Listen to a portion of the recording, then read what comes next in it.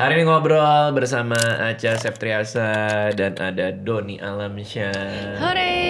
Mereka berdua main nanti di film Kodrat 2. Yes. Itu tayangnya pas ini ya?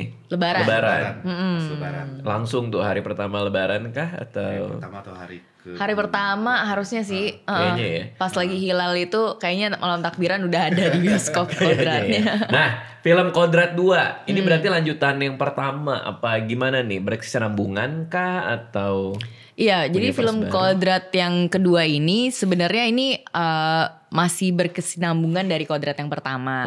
Jadi kalau Kodrat yang kedua ini lebih kayak dari angle yang berbeda soal bagaimana Kodrat yang pertama itu dia berakhir di Kodratnya itu meruqyah satu dusun atau satu desa terpencil gitu kan. Nah yang Kodrat 2 ini dia lebih kayak ke sebuah kota, perkotaan, urban, sebuah pabrik. Jadi kayak dia kembali mencari istrinya yang hilang. Karena pas Kodrat pertama itu kan dia menyelamatkan anaknya Marsha Timothy kan waktu itu. Jadi anaknya si Yasmin dan juga keluarga kecil yang dia merasa bahwa si anaknya Yasmin yang diperanin sama Marsha itu namanya Alif sama seperti anaknya yang meninggal pada saat Kodrat 2 ini dibahas.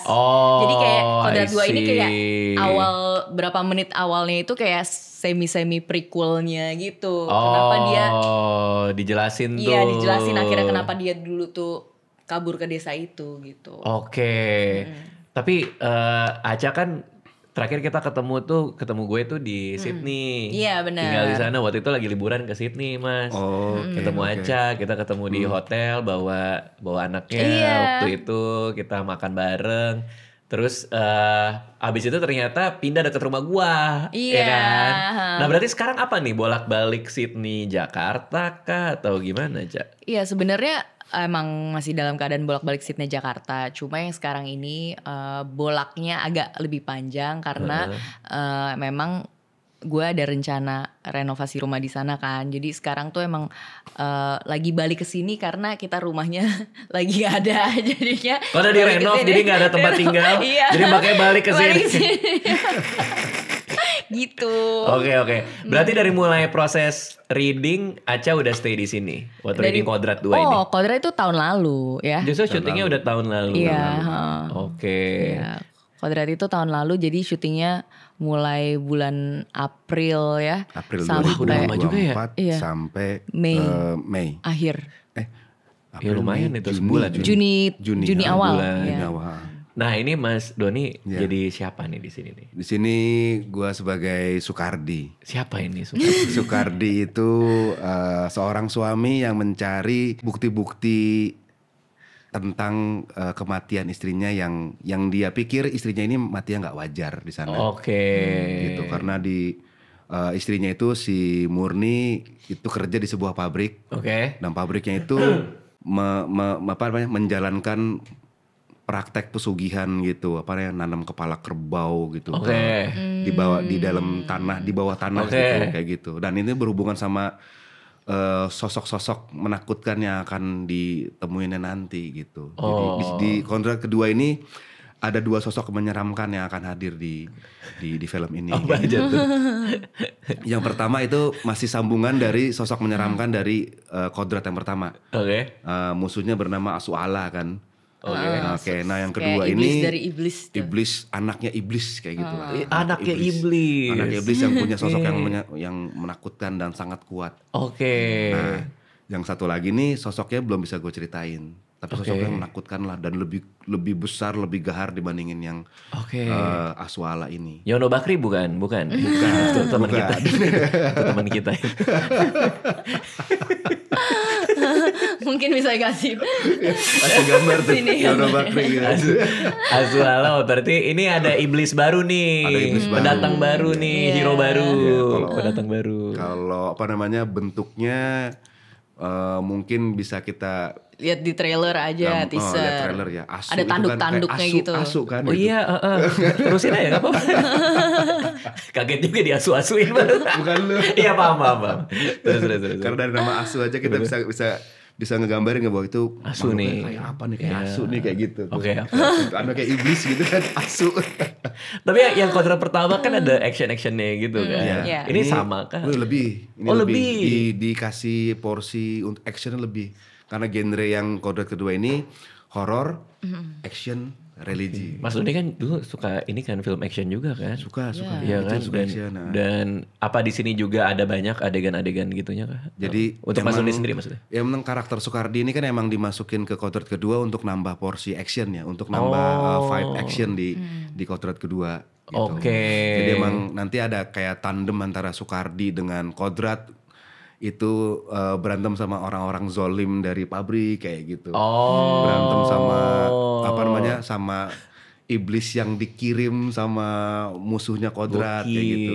Dan ada di sini gue pengalaman yang nggak pernah gue alamin di sini nih.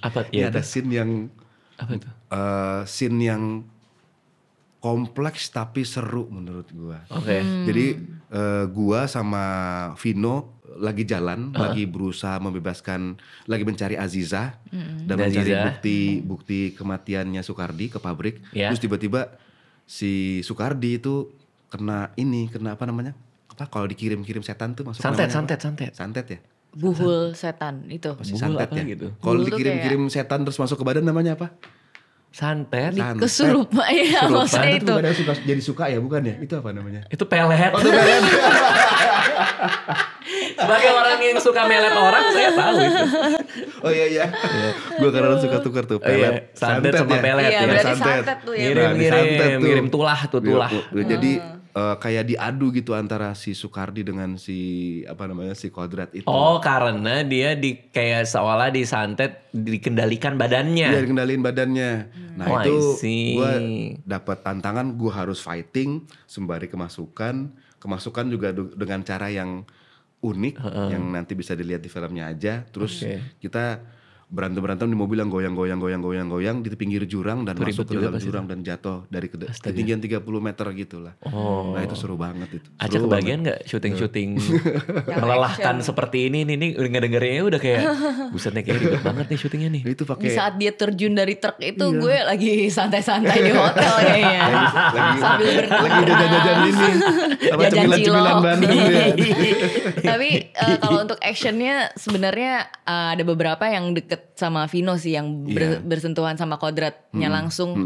Karena kan adegan Rukiah itu memang karena gue banyak adegannya di pabrik untuk peran Aziza ini. Jadi adegan Rukiah 150 orang tuh itu gue ada di situ. Dan juga ada adegan yang dimana adegan mereka berdua bersatu dan berusaha mengalahkan iblis Aswala itu juga. Karena memang actionnya akan spoiler kalau dijelasin, tapi pokoknya adegan actionnya bener-bener banyak fighting. Kalau buat Vino, kalau buat akunya banyak dilempar-lempar aja. Banyak dilempar? Karena kan lawan setan kan. Lawan setan, kayak digerebek setan ya di pabrik. Digerebek setan. Kalau misalkan dipelet. Bukan, mendadak ketemu setan gitu. Digerebek kan itu namanya ya. Ketemu setan, apa digerebek ya? Apa ya? Berhadapan. Di Rukiah. Tiba-tiba berhadapan dengan setan kayak gitu. Tiba-tiba ada banyak setan maksudnya? Setannya jadi dua kan ya? Iya. Jadi dua kan ya? Digerebek gitu. Oke. Terus juga kan si setan itu kan punya anak buah dalam bentuk manusia di pabrik itu. Jadi ternyata emang si setan ini disebabkan oleh kayak pesugihan gitu maksudnya. Spoiler kan ya ini? Spoiler gak tuh? Enggak. Kan namanya juga pesugihan di sebuah pabrik. Kita loh. Kalau kita kita harus. Masa judulnya doang nanti yang kita sebut. Kita harus ngebagi kejadiannya, ceritanya sedikit-sedikit gitu. Tapi ada ini nggak? Ada kejadian horor benerannya nggak? Kan kadang kalau syuting film hantu tuh suka ada aja tuh. Nggak, di sini nggak ada. Aman lah ya. Menyenangkan semuanya. Lo gak tahu aja waktu lagi kita syuting di pabrik kan banyak ekstras tuh. Karena gak ada gua siang-siang kan. Nah itu kayak kita pikir pas lagi makan siang, wah gila ini anak-anak gak pada makan siang malah latihan kesurupan. Latihan kesurupan. Terus pas kita lagi ngeliat gini, kok latihannya seru banget Ki, sampai kayak semua orang pada ngerubutin gitu. Tiba-tiba kesurupan beneran ternyata. Gue kira makan siang ngapain, latihan gitu kan. Lucu banget. Ada adegan kesurupan. Terus ekstra saya latihan dulu. Latihan kesurupan beneran. Orang juga bingung ini acting apa enggak nih, saking bagusnya apa gimana nih actingnya nih. Itu di pabrik. Di pabrik di ujungnya di pojokan. Kita pikir kan udah makan siang kok tetap latihan, wah berdedikasi banget nih gitu kan. Ternyata beneran, ya Allah. Mungkin setan juga gitu kali. Wah, ini kayaknya manggil gue deh gitu kan. Bener gak sih manggil gue gitu kok lebih jago dia gitu. Kok lebih jago dia kesetannya. Tapi di Australia ada setan-setan gak sih? Tetep ya. Dia nanya-nanya nih. Penasaran soalnya di rumahnya banyak nih. Soalnya gue kan ini. Lu pernah ketemu setan? Hah? Pernah ketemu setan? Di Australia. Di sini? Oh di Australia lu pernah deh? Iya di rumah. Kalau di Australia ini doang. Kayak tiba-tiba tidur. Itu tapi serem loh. Pindah ke depan. Iya. Dipindahin? Iya. Tapi bentuknya sama gak sih kayak kuntilanak gitu di sana? Nggak ngelihat jelas sih kalau maksudnya nggak pernah ngeliat penampakan gitu sih di Australia sih enggak. Cuman pindah. Cuma pindah aja, jadi tidur di kamar tidur. Lo sleepwalking nggak tahu, mungkin juga? Jangan-jangan ya, nggak tahu itu menjelaskannya gimana. Linding gitu sampai ke depan. tiba-tiba jadi bola. Tapi lo kan maksudnya sempet kayak agak nyangka diri lo tuh kayak kena gangguan jiwa gak sih? Maksudnya kan karena kan gue tuh nggak sempet agak nyangkanya apa gue gila, apa gue halusinasi kali ya gitu kali ya. Emang pernah waktu itu? Enggak, maksud gue kan kalau kayak gitu kan kita ibaratnya kayak nggak bisa menyatakan bahwa itu nyata atau enggak ya? Ya gimana orang gue sama istri gue. Oh itu udah ada. Enggak dulu. Ini contoh yang nyata ya. Contoh yang nyata. Gue sama istri gue. Ada ini saklar lampu yang tradisional, tahu nggak, yang bentuknya nonjol keluar yang cetek, tahu kan? Saklar lampu yang nyala mati. Saklar lampu lagi nyala ke bawah, kalau mati kan ke atas. Kita lagi berdua, lagi buka Netflix, ngelihat saklar lampu ke bawah, lampu nyala. Kita lagi Netflix aja, terus ngelihat saklar lampu, tiba-tiba naik sedikit, cetak. Mati satu ruangan. Nah itu apa? Menjelaskannya gimana? Ya itu emang ada berarti. Ya, makanya itu gimana? Itu yang menurut gua kayak. Apa kita telepon Ustadz Kodrat nih? atau telepon Ferry Irwandi nih buat tempat Alphard. Ya makanya kayak hal-hal kayak gitu sih. Nah kenapa Australia? Karena terakhir liburan ke sana pas ketemu sama Aca juga. Di sini apa Adelaide waktu itu yang lihat macam-macam? Bukan ngeliat, tapi ternyata ada turnya, tur hantu. Oh. Tur hantu kota Adelaide waktu itu. Nah itu jadi sebenarnya bukan bagian dari tur kan? Maksudnya itu? Yang saklar lampu naik ke atas. Enggak, itu di sebuah tempat yang nggak bisa diceritain karena yang punya tempat bilang jangan sebut nama tempat ini gitu. Nanti gak laku gitu. Ya apapun itulah, soalnya itu tempat katanya lumayan terkenal juga gitu. Hotel. Sebel. Malah nanya aja gue ya. tapi intinya itu. Cuman tuh ada kesurupan pas lagi itu. Tapi emang ya pas lu syuting. Oh iya, pas lagi syuting itu memang ada kesurupan. Sydney ada lah ya, Sydney mah rame lah ya. Sydney tuh pas lagi gue kayaknya sih di mana-mana jin emang ada deh kayaknya. Iya, tapi dalam bentuk apa gitu ya? Ya dalam bentuk. Gue suara sih gue yang denger tuh. Biasanya masa kan, jam 1 malam, 1:30 gitu ada suara anak-anak ketawa di atas genteng, yang kali main di atas genteng rumah gue. Nggak mungkin lah. Ya iya kan, mereka kan ngikutin bentuk ketakutannya manusia kan. Makanya bentuknya beda-beda setiap tempat. Tapi kalau kita ngomong kayak gitu, mereka tuh kadang suka Gak ada tangannya. Gak ada yang kaget ya. Gak ada yang kaget ya itu ya. Dicucup. Biasa orang kaget. Tapi gue mau bikin serem lagi nih. Jadi kemarin baru-baru aja gitu, gue ngerasa kan kayak ada yang ganggu tidur gue ya.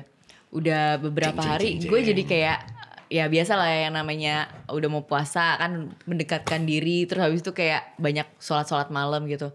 Nah pas gue sholat malam segala macam. Bukannya kalau puasa udah gak ada setan ya? Ya kan mendekati puasa. Oh mendekati puasa. Aku jadi serius banget ya. Langsung dia mencoba menganalisa ini. Terus ya pokoknya gue pernah tuh yang namanya lagi berdoa, ya Allah jauhkan saya dari kekuatan jahat, dari kekuatan gangguan jin dan setan. Pokoknya lagi berdoa gitu karena gue ngerasanya kok kayak lagi nggak tenang gitu loh. Okay. Terus tiba-tiba lampu gue mati sendiri, cuma ruangan gue doang. Tapi kayaknya tuh saklarnya masuk ke yang ruangan atas juga, jadi kayak ruangan Ini di samping-samping itu. Enggak, di sini, di tetangga Jakarta. gue ini di dekat rumah gue ini. Enggak ada lagi satu lagi. Terus kayak gue lagi nginep rumah nyokap bokap gue. Terus dia di tempat nyokap bokap gue nyala gitu kan. Jadi pas lagi di dalam kamar gue sendiri ternyata yang mati. Terus mbak gue ngeliat, mbak gue jadi saksi tuh. Iya kok kamar non Aca semalam mati ya gitu. Sebelumnya gak pernah sama sekali. Gak pernah mati, gue sendiri gitu gak pernah. Terus belakang gue panas. Wah gitu, gue merinding banget. Dan besokannya gue lagi tidur, gue mimpi buruk sih ya. Pas gue melek ini karena gue mimpi buruk, gue kaget tangan gue lagi giniin gue sendiri kayak lagi nyakar pipi. Enggak. Sumpah lagi gini nih, gue lagi gini. Maksud pas lagi banget gue lagi ngomong. Enggak, lu bangun tangan gini. Tangan gue gini kayak mau nginin mata ya, gue. Ca, yang bener, Ca. Bener, sumpah gue gak bohong. Lu bangun tangan lu gini. Iya, tangan gue gini. Nih, jadi gue kayak Nanti gue telepon Ustadz Kodrat ya. Coba Ustadz Kodrat lagi gue ngapain. bangun, tapi sempat gini lagi mencakar gue, jadi ada bekasnya. Ini Aziza mau cakar matanya sendiri nih katanya nih.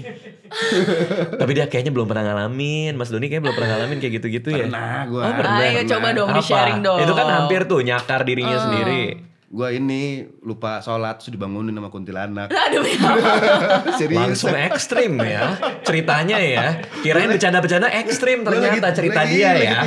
Kok bisa ya? Di sofa kan, gitu di sofa gitu. Terus tiba-tiba ada ini. Lu tau kan kalau misalkan ada yang nongol di atas gitu tuh. Tahu kan berasa gelap tuh pasti tuh. Nah, berasa gelap gitu. Terus ada kayak gue nggak tau tuh cewek apa cowok ya. Cuma rambutnya panjang, cuman ada garis merah gitu di matanya gitu.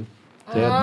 Terus pas gue kayak gini, serem banget gue kayak nggak, kelihatan bener. Kelihatan bener. Kayak gimana mukanya? Terus akhirnya mukanya sih kayak apa ya? Kayak rata gitu, terus anjir males ada garis merahnya gitu, matanya kayak hitam. Daerah mana gitu. ini? Nggak boleh dibilangin nanti. Hotel juga. Sama lagi jangan. Iya jangan di hotel lagi itu lagi. Tapi ini bener ya? Ini di tempat gue ini syuting. Nggak usah lah, nggak usah. Oke. Elah nanggung banget sih, gantung. Nggak usah lah gitu. Udah 3 kali nih dalam sebulan ini, gue mimpi masuk rumah hantu, nggak tahu kenapa. Oke. Ini baru banget tadi pagi ini bener sebelum kita syuting ini pagi tadi kan bangun. Ide bikin film kali itu. Nggak tahu mungkin ya, jangan. Boleh juga gue tulis juga kali. Lu masuk sebuah. Jangan lu ceritain di sini berarti jangan. Gak apa-apa, siapa tahu menarik nih. Oh iya. Masuk sebuah kamar apartemen. Terus di situ tuh ada perempuan, tapi penunggu si apartemen itu. Cuman sosoknya nggak pernah kelihatan. Tapi lu lihat tadi pagi nih mukanya? Nggak lihat mukanya, cuma berasa sosoknya. Terus dipindah-pindahin kayak barang dipindahin, apa dipindahin. Tapi kayak real banget gitu. Udah 3 kali itu apartemen yang sama. Oh, apa ya itu ya? Oke. Istri gue tuh sampai kayak kita mau liburan nih kan mau ke Australia lagi gue. Jangan-jangan pertanda nih di Australia. Pertanda apa orang kita? Mau ngapain kita di Australia dipindah-pindahin barang di situ? Jangan-jangan yang di sebelah sini gak rela lu pakai survei tempat sebelahnya takut lu pindah. Ya gitu. Jangan gitu-gitu ntar beneran lu denger lu dia. Nah, ini soal Kodrat lagi nih. Kalau buat Aca sendiri kan film udah banyak banget nih, Ca. Bedanya gimana nih, Ca? Kodrat 2 dibanding project-project sebelumnya nih? Yang jelas Kodrat 2 ini jarang-jarang kita dapat project yang bener-bener grand gitu ya, yang bener-bener sekali main beberapa venture investornya tuh banyak banget di sini di Kodrat ini. PH-nya ada 2, terus supporting executive producernya ada 4. Jadi ibaratnya kalau dari segi produksi, dari segi produksi grand banget. Jadi untuk dipasangin sama teman-teman film juga, gue untuk ketemu sama Vino aja bisa skalanya 8 tahun sekali. Untuk bener-bener bisa pairing gitu. Satu project bareng Satu project bareng. Jadi kesempatannya luar biasa banget sih. Karena kan ini IP dari cerita yang kemarin udah juga box office. Terus ketika dihadapkan sama teman-teman kru yang ibaratnya dulu tuh zaman gua hard, itu tuh orang-orangnya sama, tapi orang-orangnya masih yang kayak bukan chief dari bukan director ya, bukan chief dari departemennya. Sekarang teman-teman yang dulu tumbuh bersama gue udah jadi chief gitu. Jadi kayak wah gila. Keren. Ini ya maksudnya kita tumbuh bersama di tempat di dunia film. Tapi ketika udah 20 tahun kemudian kalian udah jadi director, udah jadi shift departemen, terus kita ngerjain film yang besar gitu. Jadi secara personal emang Kodrat ini banyak actionnya ya, Action, horror kan sebenarnya kan, dan juga di sini dramanya diperkuat karena si Kodrat ini kan lagi mencari Aziza istrinya ini. Jadi kayak ketika Kodrat pertama ketemu Aziza tuh dia jadi momen yang sekaligus mengharukan dan romantis banget. Karena lu emang udah nggak tahu tuh istri lu masih hidup apa enggak ketika dia pertama kali ketemu. Gitu. Secara dramatik berarti lebih baik juga ya karena ada porsi itu juga kan. Kalau ininya prepnya berarti lama juga tuh termasuk persiapan actionnya gitu-gitu. Kalau total actionnya mungkin 2 bulan lebih ya. Buset. 2 bulan lebih kalau total actionnya ya. Iya nyiapin action. Porsinya gua itu persiapannya sebulan lah. Sebulan itu untuk ya latihan, adegan segala macam kayak gitu. Ada ini nggak ada kayak hal-hal di set yang udah nggak sengaja kepukul lah? Ada udah sih biasa itu ya. Ada. Jadi siapa mukul siapa? Bukan mukul, gua yang kena. Oh kena. Sama siapa waktu itu? Jadi waktu di kokpit ya, di kokpit. Pesawat. Di kokpit ini truk yang lagi jatuh. Oke. Gue kira juga pesawat sih. Kenapa jadi pramugari ini? Ruang kemudi ya. Ruang kemudi. Kokpit terus. Jauh banget. Gue kebayang adegan banget. Kokpit truk ya, kokpit truk betul. Ruang kemudi truk lah ya. Di setir ya, di ruangan setir. Nah itu kan jatuh. Nah kan yang di dalamnya kan kita nggak bisa kontrol badan kita kan, nggak beraturan gitu kan. Nah itu sebenarnya pala kita saling beradu tuh, cetak. Tapi bodo amat lah udah. Ya udahlah gitu. Sama Vino tuh berarti. Gigi gua kena lah kayak gitu. Pala gua kena cuman ya udahlah ya. Ngeliat gambarnya, ya udahlah, Bang. Gimana? Suka nggak? Suka. Oke. Ya udah oke lah. Ya udah. Itu gimana ininya? Syuting dengan truk kebalik-balik gitu pakai apa itu? 360 derajat. Mereka bikin peralatan bikin riggingan, mekanisme riggingan khusus sih untuk itu. Tapi truknya nggak dijatuhin, apa dia di truk ada yang dijatuhin? Digituin di rig studio nggak? Studio, tapi ada yang terpisah juga, truknya jatuh beneran. Jadi syutingnya tuh terpisah tuh. Ada yang di real setnya, truknya dikunci gasnya, jadi itu terbang gitu ke jurang. Itu truk beneran dijatuhin. Truk beneran dijatuhin ke jurang. Iya, jadi mereka membeli beberapa truk. Beli beberapa truk disamain. Nah itu cadangan kalau misalkan nanti yang satu jatuhnya nggak bagus, dijatuhin lagi truk yang kedua kayak gitu. Nah untungnya yang pertama itu jatuhnya keren banget kayak. Udah langsung bagus. Dung. Jadi tetap gitu kayak gitu. Tetap yang dipakai yang pertama ya. Sekalipun yang turun kedua kali ya. Tapi yang lain dijatuhin juga. Kan satu udah dapat bagus nih gambar nih. Cuma sampai 2 deh. Oke. Cuma sampai 2 truk yang dihancurin gitu ya. Wah gila juga ya produksinya gila banget ya. Itu yang real set. Nanti yang di set yang studio itu ada lagi tuh. Nah itu mereka bikin riggingan yang bikin muterin truk kayak gitu, wah keren banget sih. Ini dari ini semuanya built-in setnya rata-rata 90% build setnya. Jadi kita syuting di tempat penyimpanan kayak kereta api yang udah nggak dipakai gitu di Bandung. Nah terus tempat gudangnya yang kita build jadi set gitu. Jadi rata-rata 90% dari Kodrat ini dia build set dari from scratch. Ada set yang iya benar. Jadi kalau kita masuk tuh kayak wow universe apa ini gitu kayak. Pas lagi take-nya. Itu juga waktu pertama kali ketemu Kodrat. Kan ketemunya di kayak tempat nongkrong minum-minum gitu kan. Kayak bar gitu mungkin. Kayak bar, tapi ada banyak bar gitu. Gak bar lah itu tempat nongkrong truk gitu kan, warung. Rumah prostitusi, warung ya. Warung. Ada kokpitnya gak? Ada rumah prostitusi gitu, ada tempat minum-minum. Warung remang lah, warung remang gitu. Tapi satu kawasan itu dibangunnya, itu keren banget. Oh dibangun? Iya itu dibangun. Terus begitu meledak gitu tuh ada kelihatan begitu ada rumah prostitusi yang meledak gitu ya. Iya. Terus yang cewek-ceweknya tuh yang masih pakai kemen-kemen lari gitu keluar dari dalam kayak gitu. Itu tapi ekstras kan? Ekstras. Itu ekstras. Iya. Soalnya diledakin gitu kan. Iya kayak meledak kebakar segala macam gitu. Kayaknya. Diledakin terus pada lari keluar. Iya diledakin. Berapa kali ledakan di film ini? Banyak kali ya. Kalau di set yang warung remang-remang itu aja kalau nggak salah 3 kali. Terus yang gua ada yang truk jatuh tuh juga ada ledakannya. Gua nggak tahu deh yang Aziza tuh, yang di dalam pabrik berapa kali tuh ledakannya tuh. Ada juga ya pasti. Di dalam pabrik ada ya? Tidur kali mungkin gue. Lu dikejar-kejar gak ada ya? Enggak dikejar-kejar setan dia. Iya. Dikejar-kejar setan. Wah ini kayaknya banyak yang diceritain. ada Boleh gak diceritain dikejar setan? Banyak kematian yang kalau gue baca gue gak ada. Oh, tapi banyak kematian-kematian yang aneh-aneh gitu di dalam pabrik itu. Pokoknya nih Kodrat 2 isinya adalah drama, action, horor. Horornya juga gila banget karena banyak banget kejar-kejaran sama setannya lah intinya gitu. Religi ya. Iya. Karena yang pertama juga pecah ya di atas 1 juta kan. Itu luar biasa. Iya lumayan hampir 2 juta ya 1,8. Iya. Oh, ini waktu mereka bikin monster juga itu keren banget. Oh, berarti ada yang di make upin dong. Iya, maksudnya lama gitu kan. Mereka bikin bukan CGI monsternya, dibikin prostetik gitu. Prostetik secara fisik dan monsternya kan aktor juga kan, yang pemain juga, tapi kan nggak boleh kasih tahu siapa. dulu kita siapa namanya. Di wanti-wanti kita nggak boleh. Nggak boleh itu. Nggak boleh ngasih tahu siapa pemainnya. Pemainnya sebenarnya pemain keren, keren. Sayang banget ya. Tapi kita nggak boleh ngasih tahu. Off cam gue mau nanya. Ya karena butuh ini kan, butuh geraknya tuh kayak. Jadi pemain senior. Iya. Jadi sebelah kan make upnya kan kalau misalnya gue lagi make up untuk adegan kesurupan harus prostetik juga kan.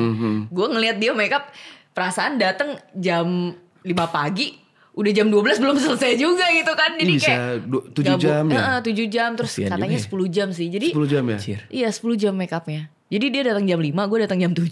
Gue udah ganti-ganti baju berapa kali nih masih gitu. Tapi jadi monster serem. Jadi monster serem. Iya jadi monster serem karena iblis kan. Keren, Oh ceritanya. iblisnya. Iya jadi iblisnya. Aswala ini anaknya si iblis ini. Gue kalau jadi dia gue ke Indomaret. Tolong dong titip gitu ya. Nggak beli apa kayak gitu ke Indomaret. Oh iya. Pengen tahu aja reaksi orang gue. Oke, wah seru banget. Buat Aca apa yang paling berat untuk film ini syutingnya? Yang paling berat adalah karena Kodrat ini adalah adegan ruqyah kan. Jadi buat Azizah yang dia digoda keimanannya sama iblis, dia berusaha bertaubat kan. Karena kayak keluarganya sedang dipisahkan sama iblis gitu. Bahwa si Aswalanya ini dia menggoyahkan keimanannya Azizah. Dan Kodrat ini jadi gak bisa nyelamatin anaknya karena Azizah keburu menyerahkan dirinya ke iblis gitu. Bahwa jangan ambil anak saya, ambil aja saya. Nah si Kodrat itu sama Azizah jadi terpecah. Kodratnya disangka dia membunuh anaknya dan akhirnya masuk penjara. Azizahnya kena gangguan jiwa. Nah disitulah yang kayak membuat gue sebagai pemain gitu ya, merasakan bahwa kehilangan. Terus dikasih juga cobaan gangguan jiwa. Di satu sisi harus sholat tobat. Nah sholat tobatnya itu sebagai Aca gue harus belajar cara sholat tobat yang benar. Jadi sekarang ya itu dia jadinya bisa. Berlapis-lapis itunya ya pekerjaannya ya. Iya.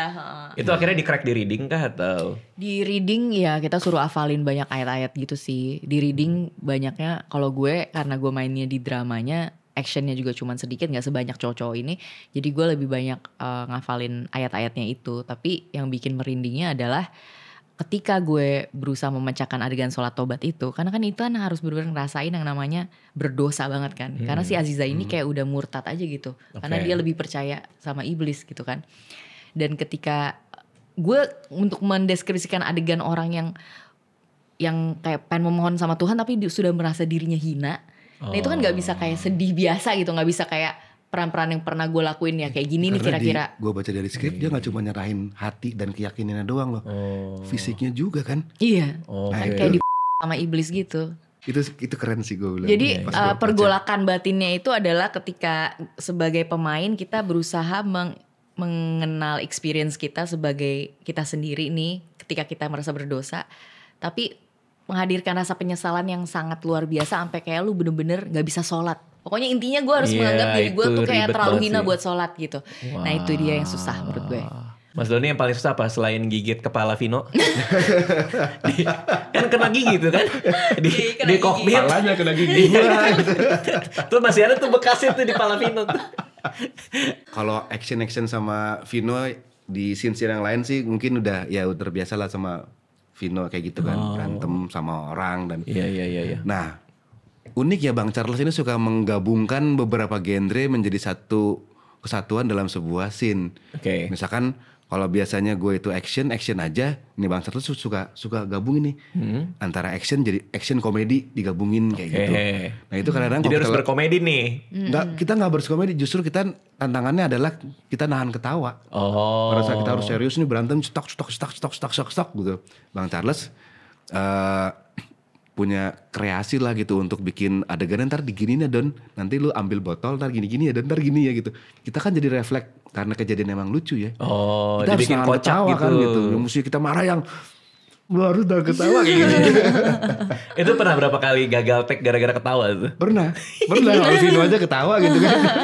Itu biasanya harus dihabisin dulu tuh ketawanya tuh. Tapi emang lagi ketawa. Emang harus begitu. Karena susah ya nahan ya. Iya makanya. Dan itu adegannya juga bukan adegan yang cut to cut ya. Jadi adegan itu kayak karena kayak kejadian kesinambungan yang endingnya gongnya pecah tuh karena ada beberapa kejadian. Jadi kayak 1, 2, 3, 4, 5 nanti kena ini, ntar kena ini, gara-gara ini kena ini, gara-gara kena ini. Akhirnya jedar gongnya di belakang. Itu kan harus kesinambungan ya syuting. Iya. Dan itu komedi gitu. Jadi emang agak sulit tuh. Pas adegan yang ada di warung remang-remang tuh ada kejadian komedi yang seperti itu. Oke. Itu yang susah. Tapi yang paling gue suka itu waktu gue harus berantem sama Vino. Kan udah jadi partner gitu kan. Udah saling bantulah untuk nyari istri-istrinya nih gitu. Nah tiba-tiba si Sukardi ini disantet gitu sama setan Arab. Jadi lu mesti ngapain ya waktu itu? Bahasanya udah bukan pakai bahasa Indonesia. Jadi udah pakai prostetik. Lu ngafalin juga dong berarti ngafalin ayat-ayat. Terus pakai mata gue pakai yang hitam gitu kan. Bener-bener blok mata gue, jadi pandangan gue terbatas gitu. Harus action, di mobil jatuh pakai bahasa Arab kayak gitu. Iya, itu susah sih. Susah banget ini. Tapi tantangan buat gue dan gue suka banget. Gue suka banget dikasih tantangan kayak gitu. Itu ribet banget sih, kebayang lagi. Harus action, pakai prostetik, mata gue terbatas. Terus juga apa namanya di dalam mobil, mobil yang jatuh juga, terus pakai bahasa Arab juga gitu. Seru.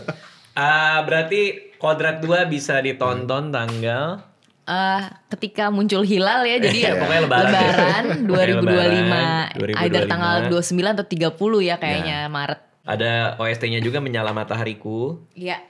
Mas Doni nyanyi juga kan di sini? Dia senyum doang. Enggak ya, ada yang nyanyiin. Enggak.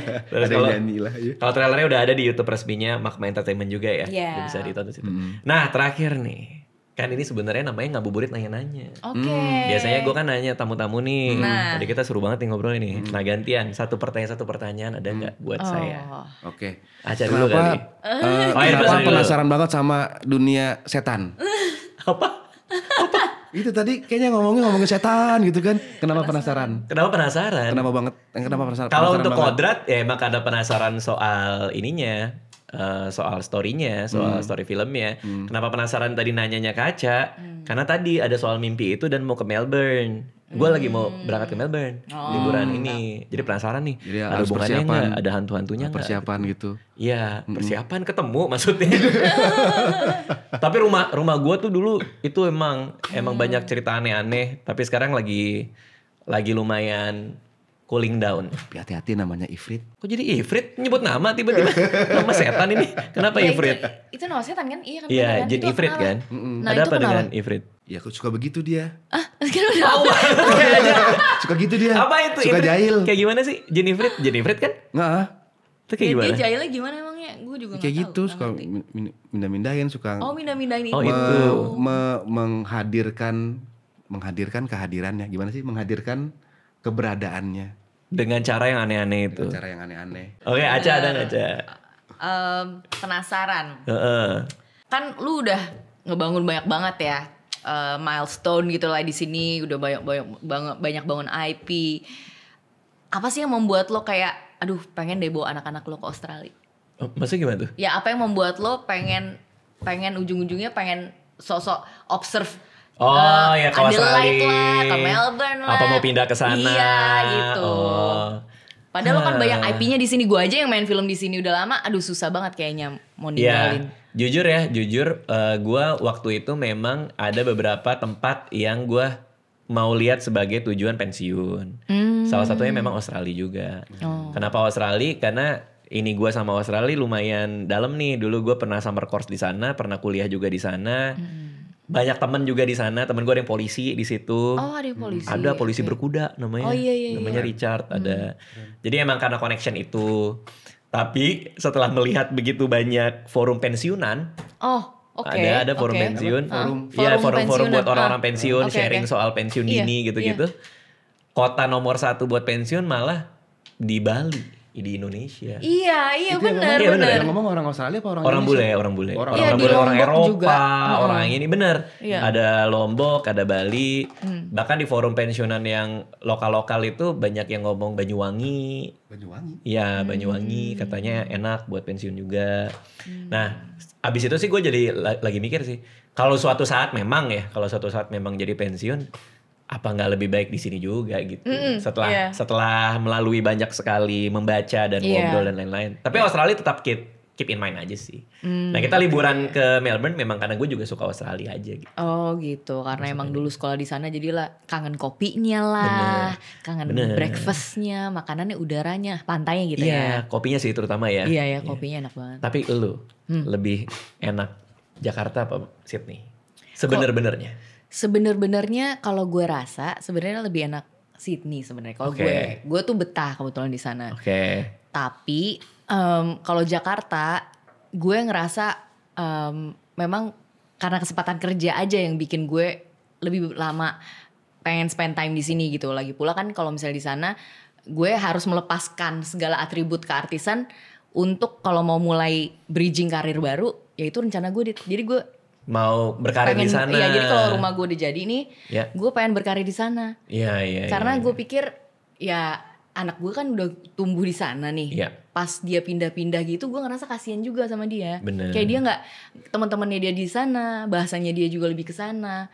Jadi gue pikir sekalipun misalnya gue harus melepaskan karir gue untuk nantinya bisa berkarir dengan secara reguler, secara yang orang ordinary lah, yang biasa aja, bukan artis atau bukan selebriti.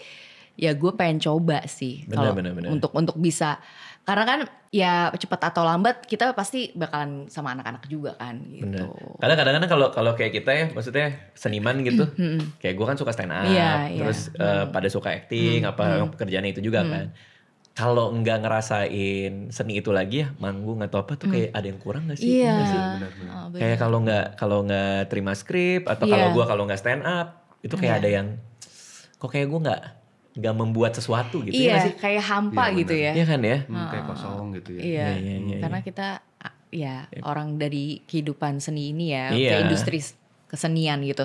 Cuma mungkin kalau udah di sana ya pengennya kalaupun harus tetap ada peluang kan, bisa juga. Anehnya kan? gue sama film gitu tuh, giliran gue udah mau lepas datang tiba-tiba. Oh gitu. Berturut-turut 2, 3. Iya, giliran gue udah ngerasa nggak butuh, datang tiba-tiba. Jangan kemana-mana, gitu dipanggil kan lagi. Jangan kemana-mana. Ya susah juga sih ya. Ya bagaimanapun itulah kan, kalau misalnya kerja itu diawali dengan, kalau belum cukup experience mungkin part time dulu, pelan-pelan dilepas gitu aja sih pengennya. Wah seru banget obrolan kita. Amin. Teman-teman jangan lupa nonton Kodrat 2 di bioskop di hari pertama Lebaran. Makasih udah datang ke sini ngobrol sama kita semua. Thank you semua.